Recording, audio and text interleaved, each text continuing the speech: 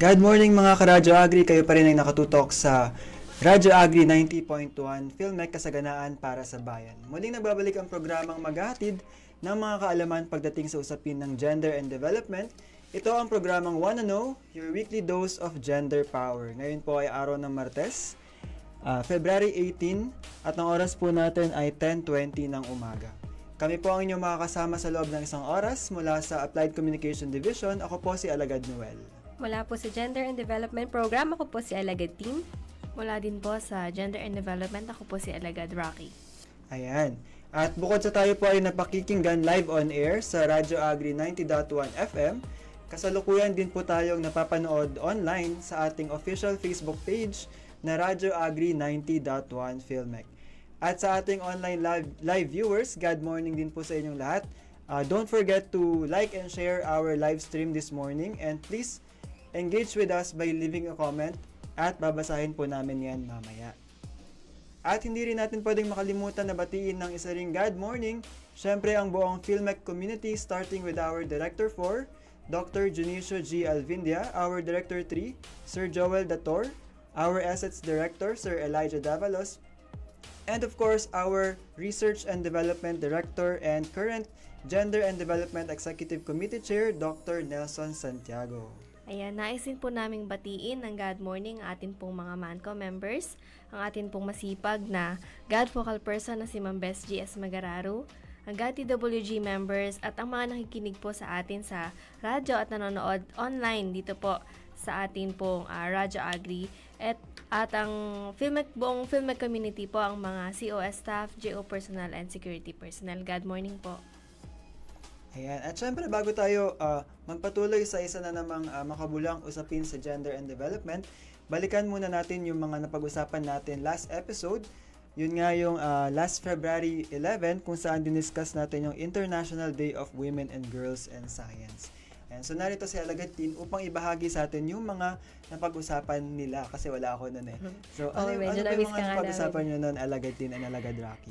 So ayan, yung last episode natin dito sa Wanna Know, ating po napag-usapan syempre at sinelebrate na din itong International Day of Women and Girls in Science, kung saan ito nga po isang opportunity para sa ating lahat to promote full and equal access and participation na rin ng mga kababaihan pagdating sa field ng science. So pinag-usapan natin dito yung history kung bakit ito nag-start, and then kung ano ba yung mga pwede nating gawin para ma-encourage or mahikayat natin yung mga batang babae to take up or kunin itong mga science courses. And then na-discuss din natin dito yung mga gender disparities pagdating sa field ng STEM o yung tinatawag na nating science, technology, engineering, mathematics, And then, gusto din ng araw na ito, ng International Day of Women in Science, yung ma-inspire natin yung mga future generations na to take nga itong STEM courses, and then promote innovation and development kasi nga, di ba,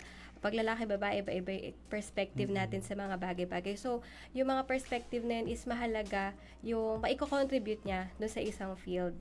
And then, of course, itong celebration is to raise awareness, and of course, itong ang tinatawag nating global recognition. So, ayun nga mga ka-Radyo Agri, yung International Day of Women and Girls in Science na sinaselebrate natin tuwing 11th day of February. So, nabanggit mo Alagad Tin, no, kanina, yung gender perspectives. Yes. Yun nga din, related pa rin talaga yung topic natin today sa gender perspectives. Dahil ngayong umaga, ang pag-uusapan naman natin ay yung mga factors naman. Social institutions. Ano ba yung mga social institutions na nakaka-apekto the way we think about gender? So, ang topic po natin ngayong umaga dito sa Wanna Know ay social institutions that affect gender perspectives.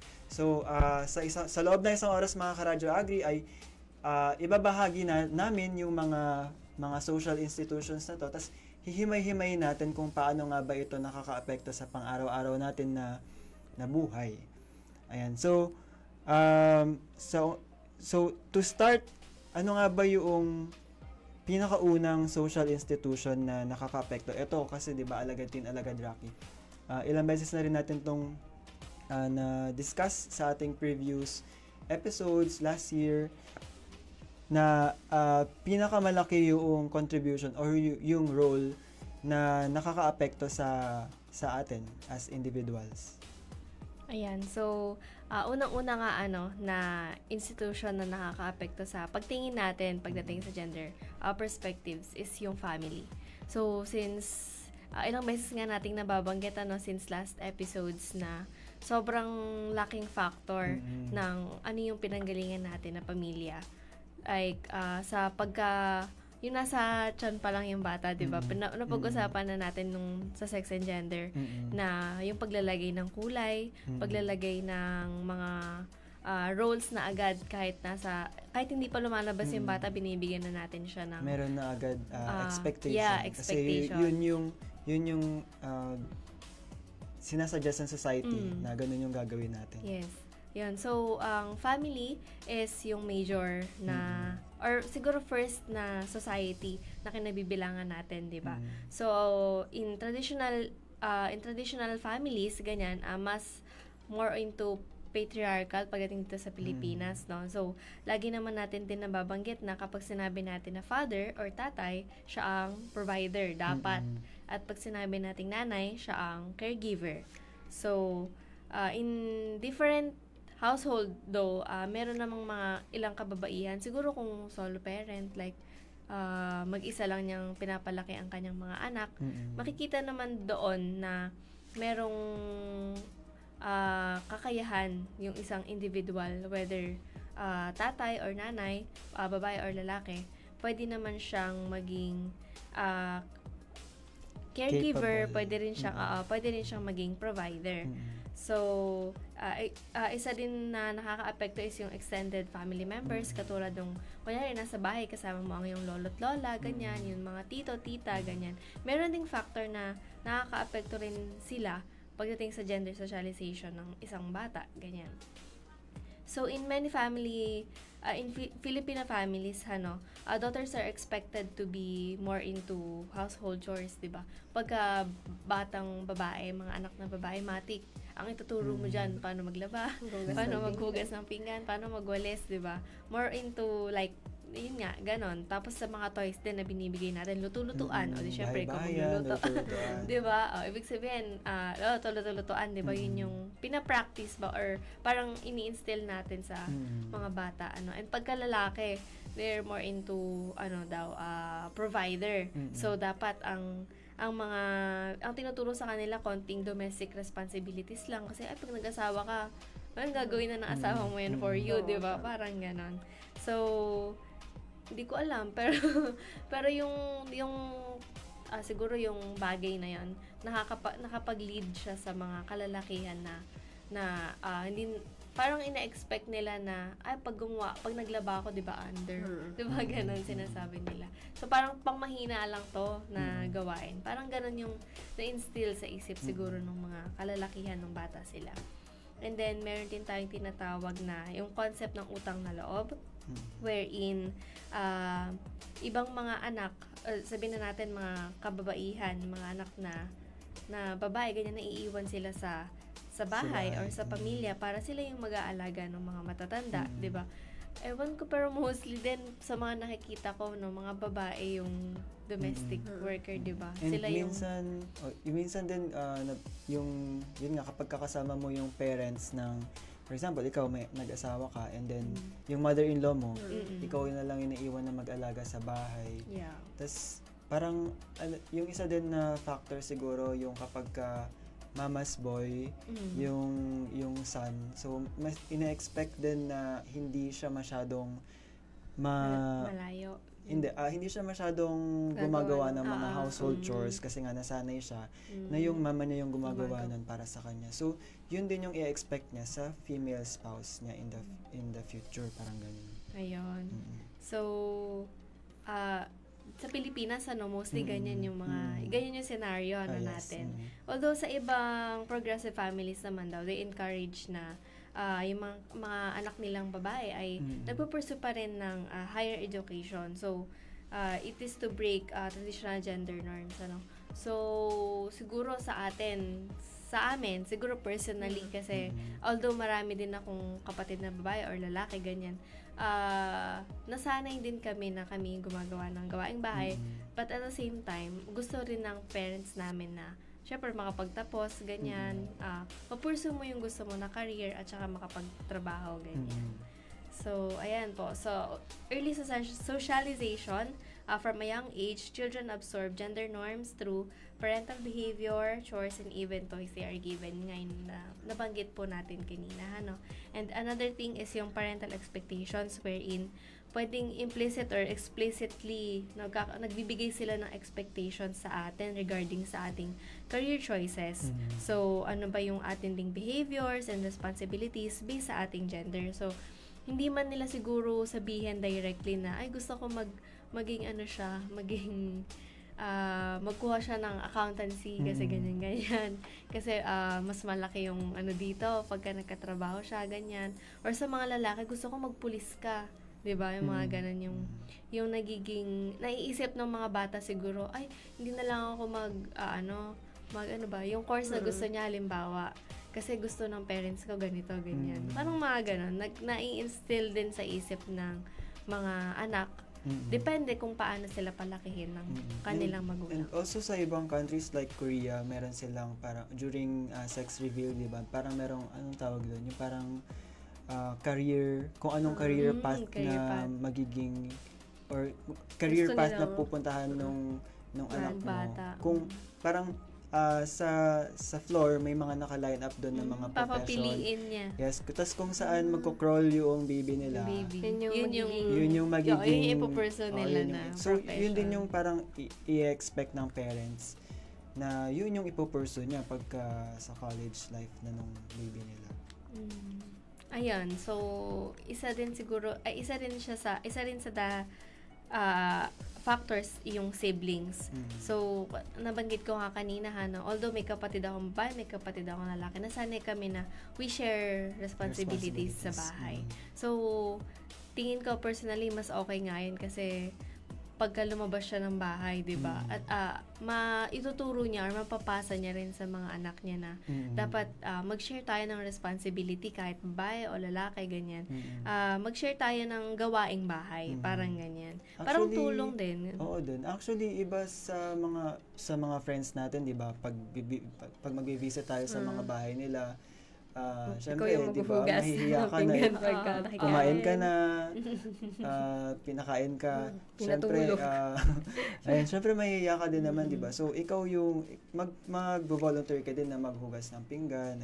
So, kung nasanay rin tayo na yun yung ginagawa natin sa bahay, syempre, possible din na yun din yung gagawin natin sa ibang household. Yes. Ayun, kaya nga sobrang laking factor itong basic, 'di ba? Basic ang family, 'di ba? Siya ang major at pinaka-unang society na kinabibilangan ng isang individual. Kasi hindi pa tayo pinapanganak. Nakaset na nandun na tayo sa family natin. Wala na tayong choice kasi doon na tayo pinanganak, doon na tayo lalaki.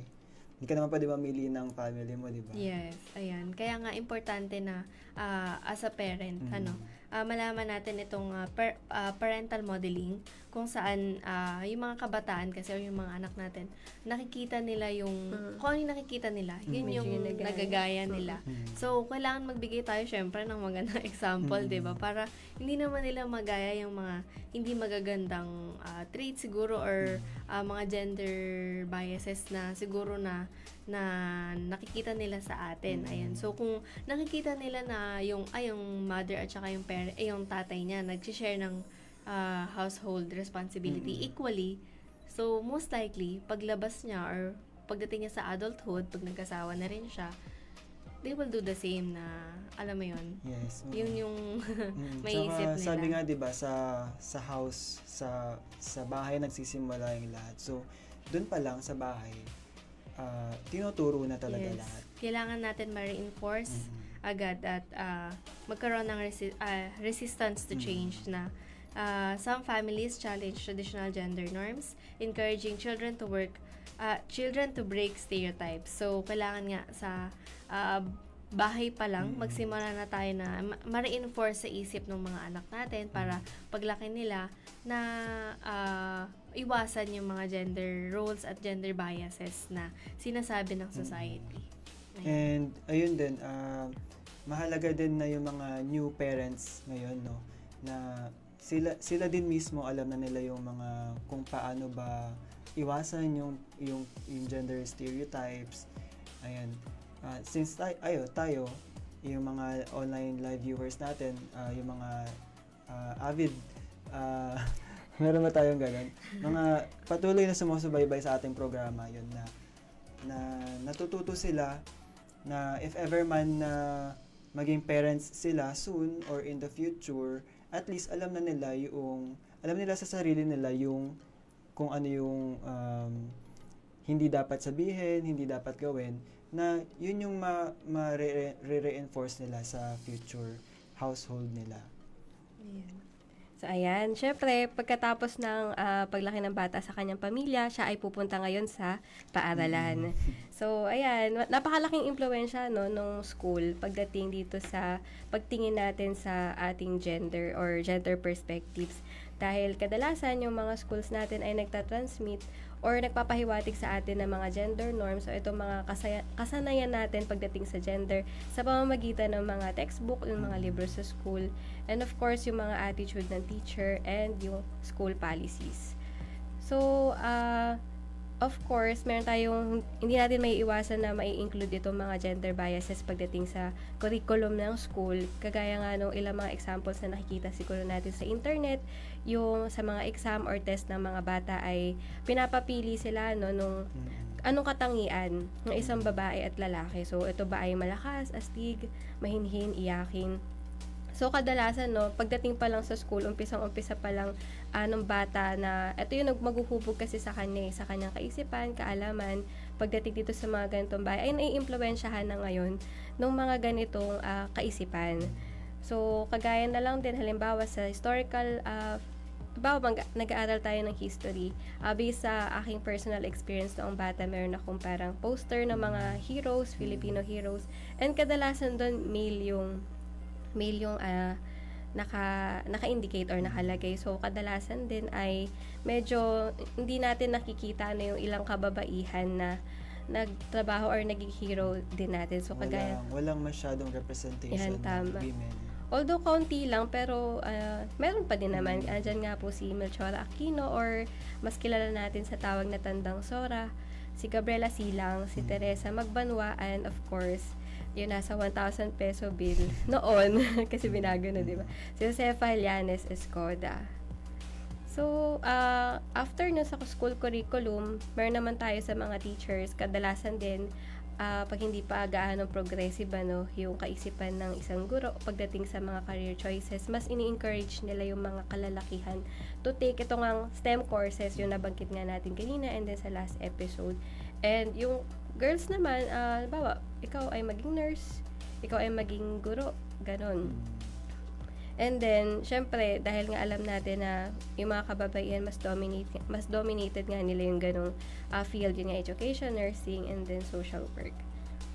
And nandito din, of course, yung ating tinatawag na gender-based bullying or discrimination sa school, kung saan nga dito pa lang nagtatalaga na tayo ng mga traditional gender roles. Yung for example, pag lalaki, batang lalaki, ay wag kang magwalis kasi pambabae yan. Parang sa mga simpleng ganong bagay pa lang malaking epekto nun sa kaisipan ng bata. Especially pagka mga pag-cleaners ka, di ba? Tama. So, mga female students yung nagwawalis, yung nagpupunas, and yung mga male students naman nagbubuhat nagbubuhat ng chair, nagpipintura ng chair kapag kailangan na pinturahan yung upuan, ganyan. So, yan. Ano ba yung kailangan nating gawin, para medyo mabawasan? Hindi naman natin totally ma-eliminate or matatanggal ito na sa ating mga learning curriculum. Ang unang-unang step natin dapat gawin is magkaroon tayo ng inclusive na curriculum kung saan hina-highlight natin yung contribution ng lahat ng genders and also yung of course, makakapag-challenge siya, no, sa ating stereotype and makakapag-promote ng gender equality. And mahalaga nga din na yung mga teachers natin ay mag-undergo ng mga gender sensitivity training, orientation, kung saan maaari na din nila ito maipasa sa kanila mga mag-aaral, yung mga gender-sensitive teachings, kung saan lahat ng estudyante ay equally ini-encourage na mag-take ng kahit na anong kurso. And of course, yung ating classroom interactions, equal participation ng mga lalaki at kababaihan, kasi ito ay nagpo-foster or nagpapalakas ng kanilang loob or confidence, regardless ng kanilang gender. And yung mga dress code, ganyan, kasi kung saan na lang sana sila magiging komportable. And sa extracurricular activities, encourage natin po sila, babae nagbabasketball, ganun, kung gusto niya, bakit natin siya pipigilan, ganun, personal meron naman ng mga schools or mga during sports fest na meron ding mga basketball for women, volleyball for women. Ayan. So, next naman natin yung sa sex education and awareness. Siyempre, pag we include gender diversity sa ating mga discussion, mababawasan na din ito yung ating mga discrimination pagdating sa ganitong mga bagay. Ayan, so next institution naman po, isang malaking factor din po ang church or ang religion. So disclaimer lang po, hindi naman po namin exactly kung anong hindi naman black and white, gray kung anong area. religion ito. So ayan, so mostly po kasi ang religious teachings nagde-define ng mga gender roles, pagdating din sa marriage, morality, and social behavior. So ang ibang mga religions naman po, meron po silang binibigay na or sineset na different roles for men and women. So halimbawa, pag lalaki, more into leadership, sila yung mga sa kanilang nabibigay yung mga leader roles pagdating po sa religion, ganyan. Tsaka mas dominated pa rin siya ng mga kalalakihan hanggang ngayon. Ayan, so sa other religious texts and traditions naman po, they may either reinforce or challenge gender inequality. Pero many churches po, they teach na ang babae at lalaki ay distinct or magkaiba. Meron silang complementary roles. Nabanggit na nga natin sa halimbawa before, yung sinasabi na we should submit to, diba, husbands pag nagpapakasalan. Wives submit to your husbands, ganyan, pag nagpapakasal, ganyan. So, di naman natin sinasabi na mali po, Pero that parang thought na instill sa mga kalalakihan na ako ang husband, so dapat submissive ka, ganyan. Yes. Yun ang na-instill sa mga kalalakihan pag nag-asawa sila. Hindi natin mababago, pero pwede naman natin siyang bawasan. Yes. Ayun. And sa iba pa namang conservative religious traditions, ganun din, mas more into leadership roles ang mga kalalakihan, although may ibang mga kababaihan na they encourage them to take or nurturing or supportive roles, ganyan. So, to challenge gender norms, iba pong mga modern churches, they advocate for gender equality, including the ordination of women and support for gender inclusivity. So, sa iba pong mga churches naman, meron naman din silang parang gumagawa silang different groups, ganyan. Pero, nililabel nila kasi as women group, ganyan, as men group, parang men's group, mga ganyan. So, that way, nagkakaroon ng sariling yung mga women na, alam mo yun, meron silang sariling leader dun parang ganon. So, natuturuan din sila na to take leadership roles at saka to take pagdating sa sa religious leadership, ganyan, na nabibigyan din sila ng opportunity na makapag-share, ganyan. So, isa rin po is yung influencing social policies. So, in some societies, church doctrines have influenced policies that restrict women's rights.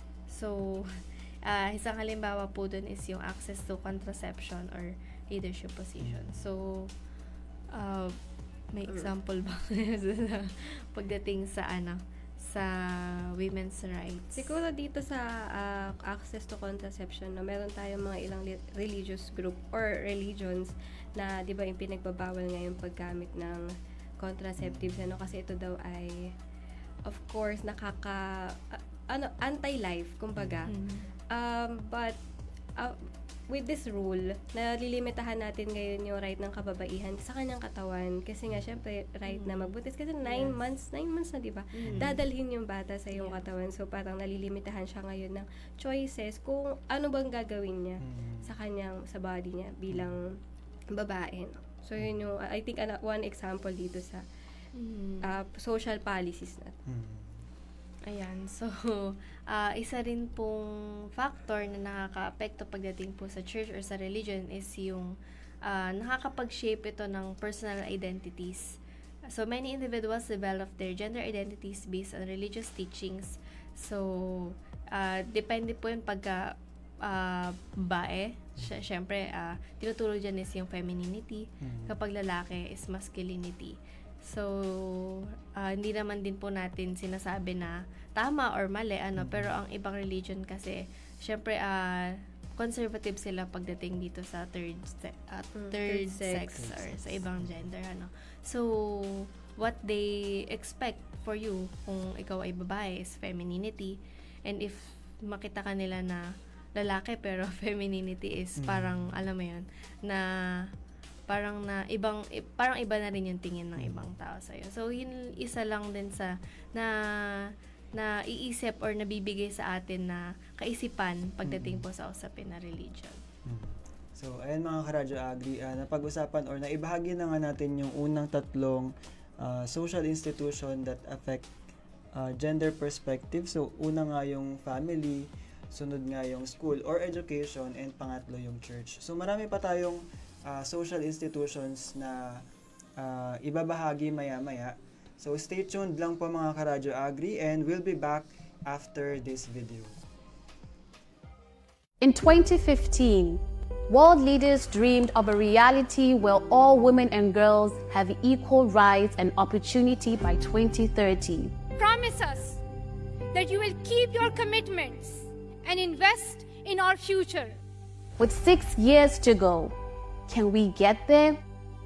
At the current rate, a girl born today will be 39 before women hold as many seats in parliament as men, 68 before child marriage ends, and 137 before extreme poverty for women and girls is eradicated.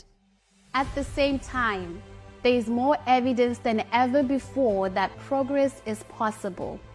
Countries with domestic violence laws have lower rates of intimate partner violence. The digital divide is closing, with nearly 75% of women owning mobile phones in 2023. And there are 5.4 million more girls in school now than there were in 2015. In the face of conflict, crisis, and climate change, we cannot afford to overlook half the world's population.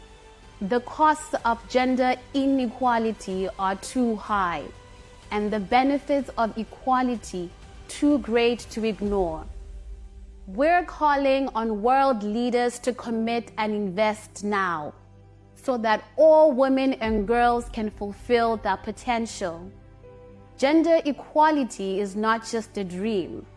It can be a reality, but only if we all step up. In 20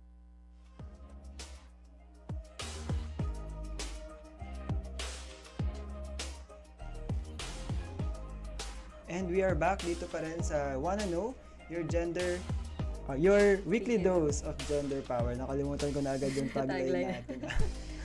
And so, welcome back po ulit mga karadyo agri sa ating programa dito pa rin sa Radyo Agri 90.1 Philmec, kasaganaan para sa bayan. Ayan. So, ang topic pa rin po natin ngayong umaga ay ang social institutions that affect gender perspectives. At ngayon nga pong nagsimula tayo ay nabanggitan natin yung family, yung school, education, and also yung church. So, meron pa tayo natitirang 4 na social institution na ating pag-uusapan. Next na nga natin dito yung media. Yan na, usong-uso ngayon, no, media. So, andito yung mga TV shows, mga movies, advertisements, news, and yung social media na malaki din yung nako-contribute na malaki din yung nagiging epekto sa ating pananaw about gender. So, sabi dito, media often portrays women in domestic roles and men in leadership or action roles. So, napapansin siguro natin sa mga TV shows, sa mga movies, sa mga palabas, usually men yung main character. Sa mga action movies, syempre mga male characters din yung movies din. Although meron din naman, pero konti pa rin yung representation ng women sa mga movies. Although kahit makita mo na merong mga female characters na nag-a-act sa mga action movies, mas madami pa din yung male characters. And sabi din dito na beauty standards for women and masculinity ideals for men influence self-perception and societal expectations. So nakikita natin sa social media, ayan yung mga for example, makeup. Usually, 'di ba, sa social media, mga pagka-influencer, social media influencer, ang usually na makikita natin kapag female, ang mga content nila is about fashion, makeup. Although meron din naman mga male social influencers na nag-dive din into fashion style. And sa pag travel contents, makikita mo din naman, 'di ba, na pantay pa din yung male and female. So, sabi din dito na traditional media often portrays men as strong. Kung naalala niyo, nabanggit natin sa previous episode natin, no, yung mga ganitong topic. For example, sa mga ano ba yung mga fantasy TV shows, 'di ba, makikita natin na kapag male character, anong usual na trait or character niya, siya yung malakas, 'di ba? Siya yung leader, siya yung sinusunod, and then yung mga female characters naman, sila yung mga parang mga secondary characters, mga nurturers, ganon, usually na nag-serve doon sa male leaders. So ano nga ba yung iba pang factors na nakakaapekto sa atin sa media? So next is yung career choices natin. 'Di ba? Yun nga din, pag sa media, sa social media, pag nakikita natin na yung ibang mga friend groups natin, ano ba? Parang for example na lang sa aviation. Ganyan, 'di ba? Pag nakakita ka sa social media ng mga successful pilots or yung mga a day in the life of flight attendant, syempre, 'di ba, ma-i-inspire ka to take up yung ganong career path din, na-influence tayo sa mga ganong way. Next naman is yung creating space for diverse gender identities. So modern media is increasingly showcasing LGBTQ+ and non-binary identities, helping normalize diverse gender expressions.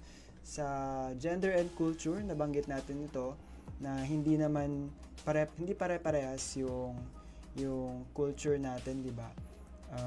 Kahit saan ka magpunta, paiba-iba 'yun. Parang iba yung kinalakihan natin sa kinalakihan ng iba. So yun din, isa din yung sa nakakaapekto on our daily life. Ayan. So, with media, syempre, kaakibat din ito yung ating gobyerno, and then yung mga batas na pinapatupad ng ating gobyerno. So, nabanggit natin last time din sa mga previous episodes natin na yung ating legal system ay nagsha-shape ng ating gender rights. Sa pamamagitan ng mga batas natin sa marriage, reproductive health, domestic violence, and equal opportunities. So, may karamihan or meron pa ding mga ilang bansa na meron pa ding batas na medyo disadvantage yung mga kababaihan, kagaya na lang na restriction sa property, ownership, and lack of reproductive rights. So, example na natin dito sa Pilipinas, yung revised penal code and the new family code, meron itong ilang mga provision na mas pabor sa kalalakihan pagdating sa property relations and sa decision making. But ang good news naman dito mga Karadyo Agri ay unti-unti naman natin itong nakikita na meron amendment itong family code. Although hindi siya complete na nabago, pero merong mga provisions ito na nag-a-address na sa issue and concerns about gender equality. So, example nga natin dito yung amendment na nag-a-allow sa annulment base sa concept ng psychological incapacity. So, ano nga ba itong psychological incapacity? So, ibig sabihin nito, si husband or wife ay psychologically incapable na mag-comply sa mga essential marital obligations. So, example na natin dito, manifestation ng tinatawag nating psychological incapacity ay yung refusal or yung pagtanggi ng isang asawa to live with his or her husband or wife sa isang bahay, yung ayaw niya. Kasi parang sa isip niya na, ay, ayoko pa muna. Next naman is yung hindi pagbibigay ng suporta. Pwede itong moral support, financial support sa kanyang asawa or sa kanilang mga anak. And kasama na nga din dito yung kapag ang marriage ay unbearable na or hindi nyo na mapagtiisan dahil sa yung partner nyo ay may problema may problema sa gambling, alcoholism, addiction, and then yung hindi unwarranted or yung hindi mo kagustuhan na pagseselos na nagli-lead ngayon sa physical abuse sa lalaki or sa babae or maging sa kanilang mga anak. So on the other hand naman, syempre yung kalalakihan din naman, meron din silang mga kinakaharap na discriminatory law. So example nga natin dito is yung Mandaluyong Riding in Tandem Ordinance 550 Series of 2014. So yung batas na ito ay nagpe-penalize sa mga adult male backriders o yung mga angkas na lalaki. Kung saan hindi siya first degree relative dun sa rider. So, dahil dito, yung mga motorcycle riders ay inaabisuhan na magdala ngayon ng mga identity documents para mapatunayan na sila ay magkamag-anak.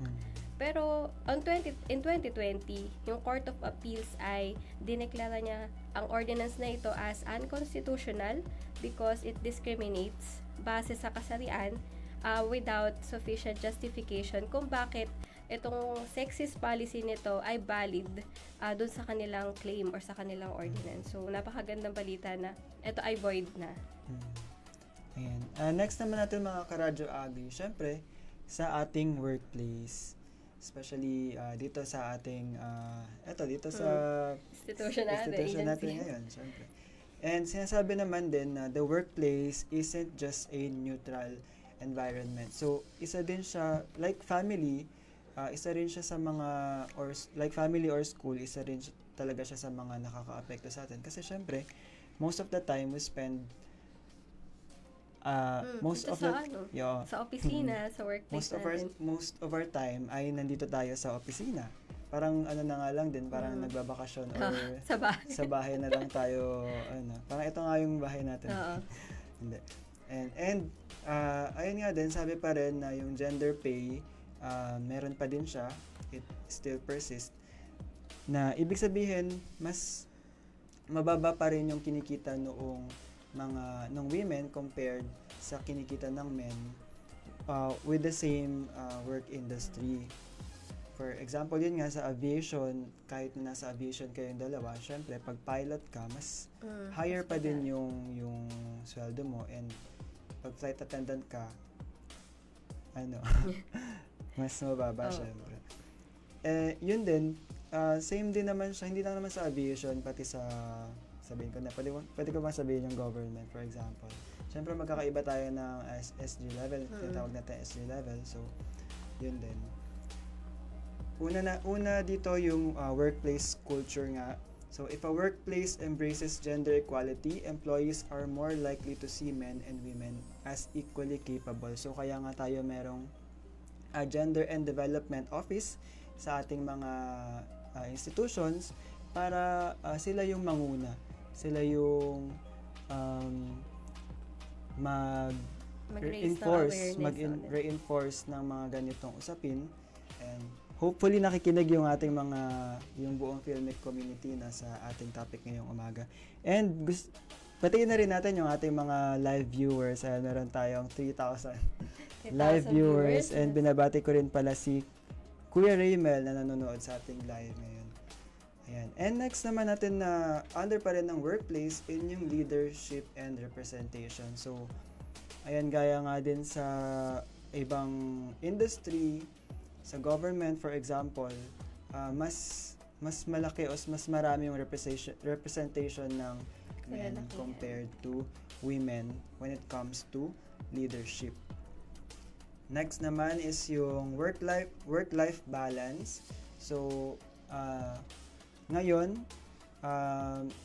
effective na rin dito sa ating institution yung right ng men to take paternity leave. So, hindi lang for women na may maternity leave. So, allowed na rin yung men to take paternity leave. Next naman is yung usapin ng mentorship sa workplace. Although, important ito, nababanggit ng ating mga leaders from time to time na importante yung mentorship. Sana hindi rin sila namimili sa ibang institutions, sana hindi sila namimili kung sino lang yung gusto nilang i-mentor. Kasi usually, or may mga scenario na kapag ikaw yung male boss, mas prefer mo yung male din na parang descendant ba tawag doon? Tagapag-apprentice. Oo, parang ayun. Parang siya kasi yung nakikita mo na regardless of gender nga, ayun. Syempre hopefully sa capabilities sila tumitingin, hindi lang because of the sex, yes, hindi lang male or lalaki, female. hindi lang dahil babae, or kasi hindi nakikita kapag kapag male boss during hiring, 'di ba, tinatanong nila usually may asawa ka ba, ganyan. Kasi in-expect nila kapag nag-decide na yung couple na magkaroon ng anak, and then syempre magte-take sila ng leave, ganyan. Yun din yung isang factor na iisipin ng male na boss mo or yung hiring authority kung i-hire ka ba niya. Diba? Yung mga ganong nagiging din kasi, factors. Nagiging hadlang din, kumbaga minsan yung, bawa kung may family ka na. Lalo na pag, babae. Kasi siya may anak ka, pagka ganyan. Di kita mapag-OT niyan, parang ganun. Kasi nga may mga work nga talaga na kalimitan kinakailangan ng agarang aksyon, And yun din, nakaka-apekto rin siya sa family kasi diba?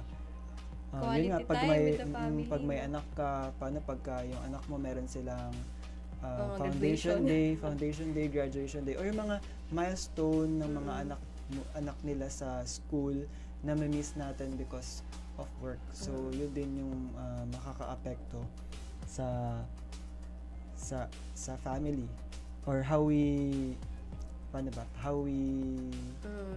parang yung kasi syempre sabi nga dito nabanggit mo aking work-life balance, syempre mahalaga nga din itong quality time natin with the family. And of course, yun nga, dahil family tayo din nagsiset, or mga magulang tayo ngayon nagsiset ng magandang halimbawa sa ating mga anak. So, halimbawa kung in time na may absent tayo sa kanilang, yun nga, mahalagang milestone, maaaring hindi nila makalimutan yun, Kasi minsan yung mga bata talaga medyo reliant sila talaga sa kanilang mga magulang. So, may mga tendency na pwede din nila ngayon maipasa yung ganung trait or parang siguro yung trauma din sa susunod nilang sa maging mga anak nila.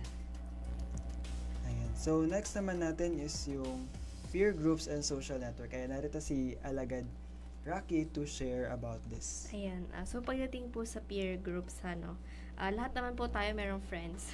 Ayan. So, ang friends, colleagues, and online communities help shape gender norms and behavior. So, kung ano po yung circle na meron tayo, siguro yung interaction at saka yung exposure mo sa iba't ibang klase ng tao, it will shape yung gender norms and behaviors na meron ka. So, pwede rin po ang tinatawag natin na social pressures. They may discourage men from expressing emotions or push women into traditional roles. So, kung may mga tropa-tropa dyan, ganyan, barkada, o bakit ka umiiyak? Parang, pag-iyak ay pagpapakita ng kahinaan. Parang So, aasarin, parang yeah. ang ano na nga ang emotional mo na nga. Tapos pag nakita ka pa nung friends mo na ganun ka, syempre maudlot yung nararamdaman mo, di ba? Or most likely, sa mga kalalakihan, hindi na lang nila pinapakita. Kasi nga to avoid yung mga ganyang judgment, ganun, siguro, or mga para hindi mapansin na may weakness ka, parang ganyan. So, yun nga, nabanggit ko po kanina, yung yung exposure po to diverse perspectives through global interactions can challenge traditional norms. So, if meron tayong friend from different places, ganyan, ako personally, meron akong yung mga casual lang or acquaintances na nakikilala online, ganyan. So, the way na they think, ganyan, may factor din sa akin na napapaisip ako, bakit ganito ako mag-isip. Parang nakaka-apekto yung friends, yung mga nakakausap mo, kung paano ka mag-isip pagdating din dito sa gender norms and behaviors, kung ano yung perspective mo, no? So, isa pa pong example dito is yung campaign na Babae Ako or I Am a Woman. It is a social media campaign challenging misogynistic remarks by political figures. So, meron din po ang para sa LGBTQ+, groups like Metro Manila Pride Festival every June na ginaganap nila. This campaign, nakakapag-gain sila ng visibility and to advocate for gender inclusivity. Ayan. So, itong mga na-discuss natin, 7 social institutions, so kabilang na nga dito yung family, education, church, media, government, workplace, peer groups, or social networks. So, ilan lamang to sa mga nakita natin, mga Karadyo Agri. Nakita namin mga Karadyo Agri na mga social institution na usually nakaka-affect on how we think about gender. Pero syempre, marami pa rin namang mga other social institutions na pwede nating i-relate pa din sa gender stereotyping, gender perspectives. So, ayan, announcement na ba tayo? Or so, dadako na po tayo sa ating mga paalala. So, sa darating pong March 2025, i-celebrate po natin ang National Women's Month Celebration kung saan ang tema po natin or yung sub-theme natin ay babae sa lahat ng sektor, aangat ang bukas sa bagong Pilipinas. So, para po sa mga ilan pang mga detalye tungkol po dito, pwede po natin bisitahin ang website ng PCW sa pcw.gov.ph. And dito po natin makikita ngayon yung ating branding guide for the Women's Month, ang memorandum circular. Yun nga po, pwede natin silang bisitahin sa page or sa kanilang official Facebook page. Mga Karadyo Agri, doon po sa ating branding guide, NWMC branding guide. So, doon natin makikita yung mga activities na nilatag ni PCW, ni Philippine Commission on Women, on how we can celebrate or how we can contribute dito sa advocacy na ito for National Women's Month sa darating na March. Ayan. At kami nga po So, ayan nga mga Karadyo Agri, 1 oras na po ang nakalipas. At para po sa mga gender and development updates ay i-visit nyo lamang ang aming official website na gad.philmec.gov.ph at syempre ang aming official website na philmec.gov.ph. Huwag nyo rin po kalimutan na i-like and follow ang aming DA Philmec GAD Office for gender and development updates at syempre ang ating Radyo Agri 90.1 Philmec na official Facebook page. Muli kami po ang mga alagad mula sa Gender and Development. Ako po si Noel. Ako po si Tin. Ako po si Alagad Rocky. At ito ang programang Wanna Know, Your Weekly Dose of Gender Power. Abangan niyo po kami sa aming next episode. Dito pa rin sa ating himpilan, Radyo Agri 90.1 Philmec, kasaganaan para sa bayan.